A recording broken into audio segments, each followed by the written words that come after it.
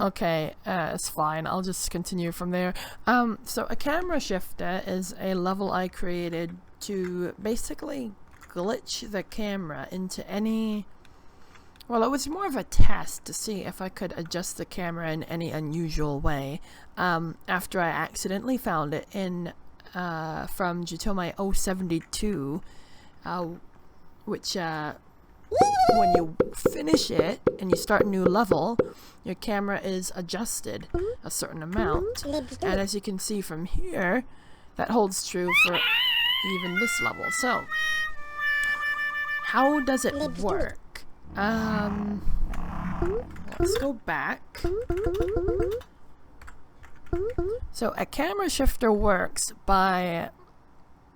Essentially what happens is when you exit the level and your camera is a certain distance away from the player, then when you start a new level, the camera will be adjusted that distance in the opposite direction from the player. So what do I mean by that? Well, watch what happens when we go in. And by the way, this works whether or not you actually let the entire win sequence play out, or if you jump to leave the level sooner than that. So, for instance, if you do this... Come on, let's go! You will see that we're still all the way down here. And in fact, if we go in, we actually end up back down there. So what we want to do is... Come on, let's go! Alternate. So what we have here is, we're all the way over here now. So what we need to do is alternate. Let me show you what I mean by that. So let's say you start with a, just, you can exit and re-enter to reset it. Let's say you just want to adjust it a certain, fairly large amount. The best way to do it is to enter the level and then quickly exit. The reason why is because the longer you wait, the more decay there is. And decay is centralization of the camera back to the point that it decreases the amount of distance covered, which makes sense if you think about it. By the time that you exit, you already see that the teleporters are all the way up in the upper left corner instead of the center of the screen, which means some of that distance that you would otherwise gain has been lost. So,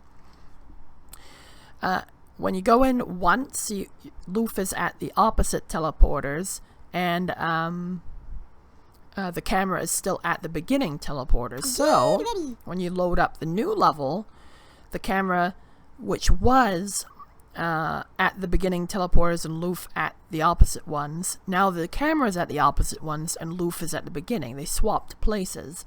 So what happens when you enter in twice is the first Loof goes to this opposite corner here. Then Loof on the second time goes back to beginning. So this is about parity. Odd parity sets you up so that Loof is at the opposite corner, and even parity sets it up so that Loof is at the at the beginning quarter.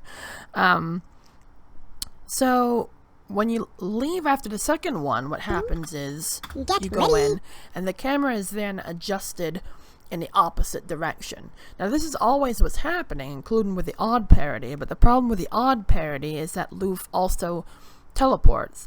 It's both a problem but also the reason why this works. So because of the distance changed, it doesn't actually change the amount of distance from Loof's starting position. It just flips the it mirrors the direction. And you can think about this sequence that I'm about to show as a sequence of mirroring and translations, for which every even parity and odd parity changes the distance somewhat, but it's the odd parity which also translates everything up in the direction. Actually, is it up? No, I think it's down. Yeah, down and to the right. I can't remember exactly which, but it translates everything exactly the distance of the two teleporter sets.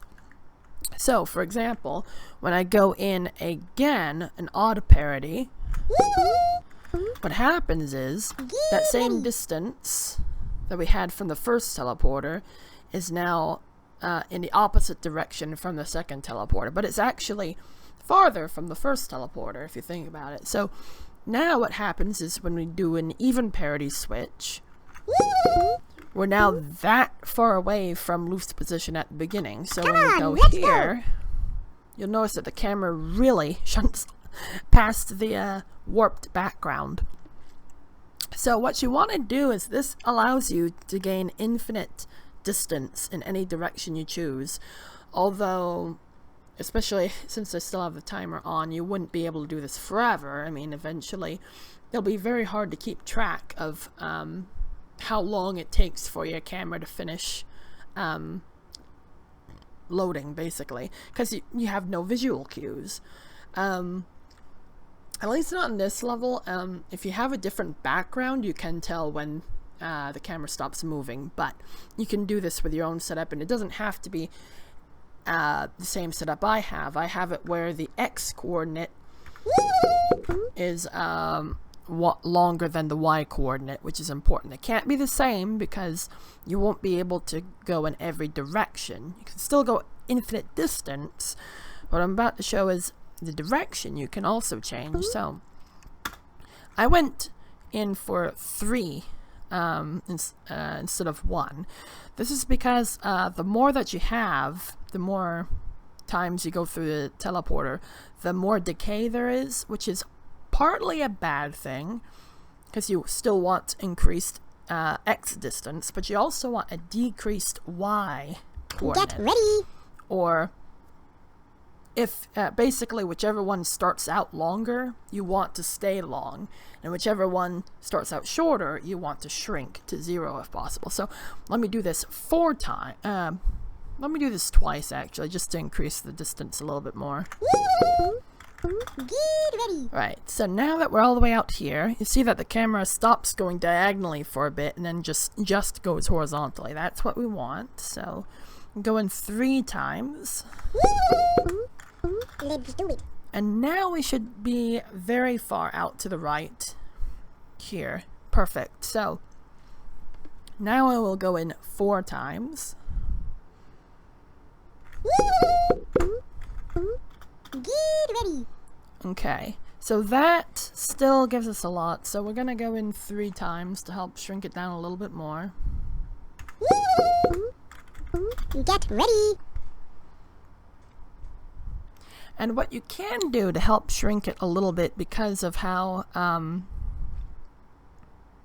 exactly the XY works, is that the camera goes diagonally first and then horizontally or vertically, whichever one you have more of, to catch up to the excess length. So what you can do is you can actually do the same parity if you want to decrease one of the distances by a significant margin. Like that time we did odd when it was supposed to be even. So we actually ended up basically undoing what we just did, but because of the amount of decay that we had, we managed to, as you could see, basically neutralize the vertical movement, which is good. So what we want to do is from here, I'm thinking probably do, it's still pretty flat, it's not in between, so I'm going to do one more even maneuver. Here we go. And that puts us over here, which is a little dangerous because of what we're going to do, but now we want to repeat the odd even behavior. So let's go in once, because this is fairly close to the other thing. Right, and you see that we just went down to the left. This is because our right camera, our right distance is further from the bottom than, further right than the bottom right corner, even though we're in the upper left. That's what you want, is the distance in that direction to be greater, and ideally somewhere between the 2 teleporters, but theoretically it doesn't have to be. It's a little bit convoluted, but basically this allows you to change direction to be no longer either flat or in the same direction as the line that crosses the two teleporters. This allows you to go in the perpendicular or vertical direction. So, come on, let's go. You can see we just went down and to the left.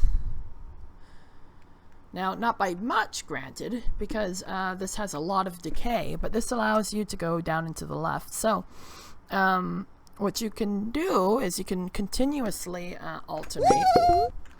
Get ready. And here we have just vertical. So now we're adjusted solely vertically. And, my goodness, I don't even know where Loof is. It's, apparently not quite solely vertically. It's, more up and to the right. Yeah, there we are. So, but yeah, what you can do is you can continue the odd-even process. So now we want odd, so I'll do 1. Come on, let's And this allows you to increase it down word as well. But basically what happens is you increase both X and Y in the same amount as the original teleportation direction, because whenever you do one of these mirror transformation things, that's exactly what happens. You shunt it closer to what you were originally doing until eventually, because of decay, you end up back along the original line axis. So in order to adjust your camera a significant amount in the vertical direction, you have to have a ton of horizontal direction and then repeat the process of mirroring many times until it becomes less horizontal and more vertical.